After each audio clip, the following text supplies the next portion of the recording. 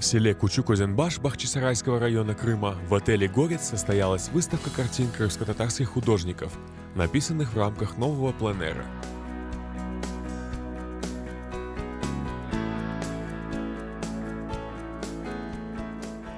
На пленэры крымско-татарские художники и мастера декоративно-прикладного искусства выезжают дважды в год. Одной из отличительных особенностей этого пленэра стало его место проведения. В горных селах Бахчисарайского района он состоялся впервые. Познакомились с архитектурой, остатками нашей архитектуры. Вот в селах Айыргуль, Кокос, Гавр, Богатырь, Бьюк-Озенбаш, Чук-Озенбаш. И на эту тему сделали ряд декоративных работ. Язык декоративного искусства, он помогает выразить суть происходящего. Не просто фотография, которую может сделать сегодня любой фотоаппарат и распечатать любой станок. Допустим. Мы делаем из реальности орнаментальную композицию, которая специальным образом нацелена на восприятие зрителя. На протяжении 8 дней художники делали наброски с натуры, а затем по ним писали картины. За это время каждый художник успел написать минимум по 3 картины. Они работали в разных и непривычных для себя стилях, изучали современную живопись и выполняли нестандартные и смелые задачи, поставленные перед ними Мамутом Чурлу. Пленэр имеет не только художественную, но и этнографическую ценность.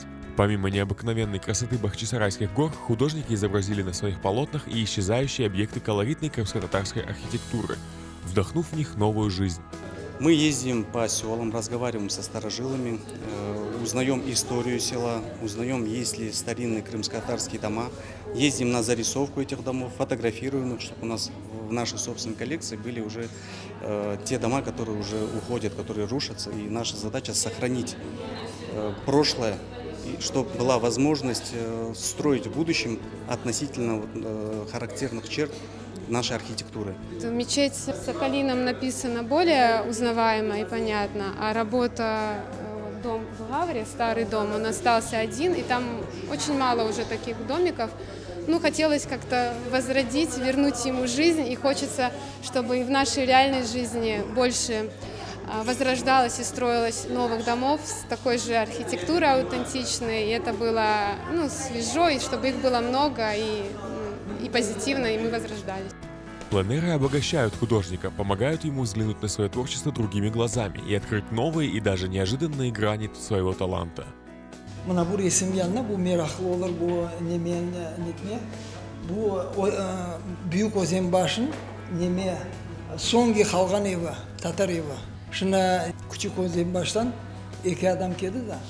Bir kirgende sıraf tanıdı bu neme. Zenatım var, bolen svarşık zenatım. Olsun bağırının uğraşayım, bolen hobbidayım bir şey. Balalıktan bolen resim etmeye, балабан büyük bolen aveslik var idi. Я уже не первый раз участвую в пленэрах, который проводит Мамут Чурлу. И каждый раз это для меня новое открытие и новое здание, которое дает Мамут Ага. И в этот раз он учил нас декоративно смотреть на то, что мы изображаем. И в связи с этим получились такие работы необычные, сказочные, потому что и природа, которая нас здесь окружает, такая же волшебная. И хотелось это все передать в своих работах.